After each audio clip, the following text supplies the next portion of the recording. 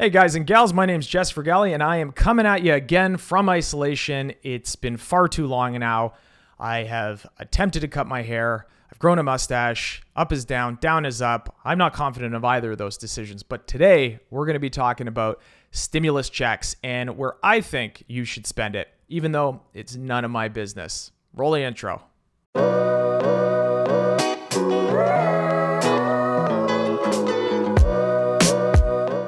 Hey ladies and gentlemen, my name's Jess Vergali and I'm coming at you again from isolation, although this time I've grown a mustache and I've attempted to cut my own hair, and neither of those are decisions I'm confident about. But today we're talking about the stimulus check and where I think it'd be a good idea to spend on. And if you're eligible, comment below on where you're going to spend that money. Okay, so just a brief update on the stimulus check. It has been reported that 90 million Americans have received their stimulus check. Basically, those are people that have had direct deposit. For those that are getting a check in the mail, it's reported that it might take up to 20 weeks, but this is the government we're talking about. It probably could be longer. However, if you have received your check, fantastic. If you haven't and you're wondering why, part of the problem, it's been reported, is that if you have not filed your 2018 and 2019 tax returns, that could be an issue. So we'll put a link below to the IRS page. It's irs.gov/coronavirus/get-my-payment. There you can put in some of your information and basically look at the status of that. I know there have been some people saying that there have been issues with the site, so I'm hoping it works out for you, but really we're kind of at a loss in terms of resources. On the page itself, it does say that you may need your 2019 return and 2018 return filed. And I think they've basically given a simplified process to get that done. Now, other reasons why you may not have actually received it could be glitches in the system itself. I know, government system. As I mentioned, it could be due to not having filed 2018 and 2019 returns. There could be complications on immigrant status. And lastly, it could be that you're just making too much money. You're basically not eligible for it. So let's quickly go over the eligibility requirements as it stands today. Now, if you're a single US resident, you are eligible if your income, your adjusted gross income, is less than $99,000. If you're the head of a household, you'll be eligible if you make an adjusted gross income less than $146,500. And lastly, you'll be eligible if you filed jointly without children and your adjusted gross income is less than $198,000. So the first question is, how much do you get? We keep hearing $1,200, $2,400.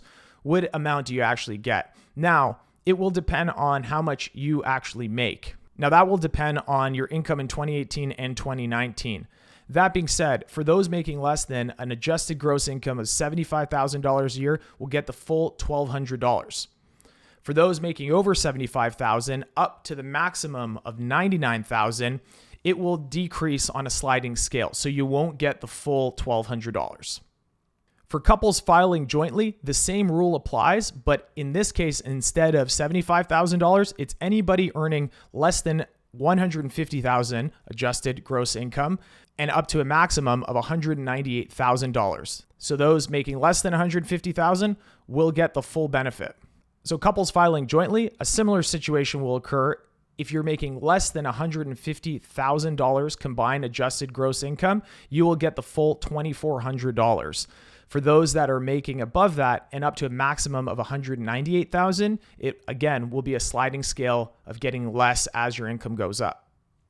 And lastly, for children under the age of 16, the parents will receive a check for $500 for each child.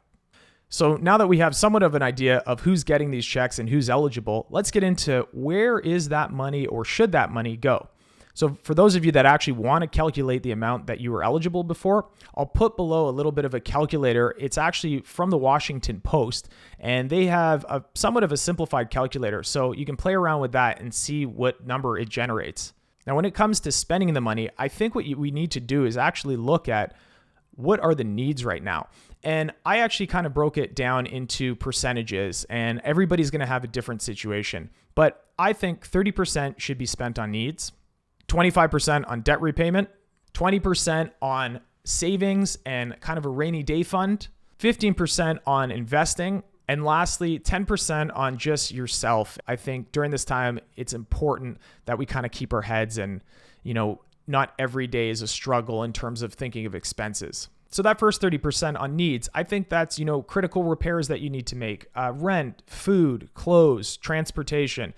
I think that money should be allocated to that. And you know what? If that makes up the whole check, then, that's what it has to be. But at least allocating the majority of it to those things first. Second in the lineup, I'd like 25% applied to repayment of debt. If you have any high interest debt, credit cards, loans, I think that's where you should kind of take the second amount and put that towards. Saving for the short term, I think, is a good option as well. And now I understand that people say, well, if you're saving it, you're not stimulating the economy. And I know there's going to be a debate of the supply side and demand side economics of this, but it really depends where you put your money. Now, savings aren't going to be just put under your mattress. So you have to think about it. You're putting it into a financial institution, and that money is going to be lent out to others.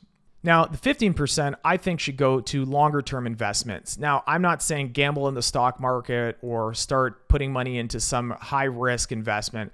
If you have identified things that you think will be a good long-term investment, that's where I think this 15% should be. If there's companies that you believe in at this time, and not everybody's doing poorly, just look at Skype, look at Zoom. But, if you see a long-term investment that you've wanted to make, perhaps that's where 15% of it should go. In the last 10%, I said have fun. And this is one that I feel like if you can make work, have that fun night with your family, buy that thing for your significant other, or maybe even give the 10% and donate to a cause that you believe in right now, or help out a local business. I just think that we have to think about things that make us feel good during this time as well. And that's where that last 10% would go if I had the money. Okay, so that's where I think I would put the money if I had that available to me. I'd love to hear your comments below. Where do you think is the most critical place to put that money, or multiple areas? Comment below, subscribe, like if you like, don't like if you don't like. I'm hoping everybody stays safe out there, and as we keep saying, we're going to get through this thing together. Peace.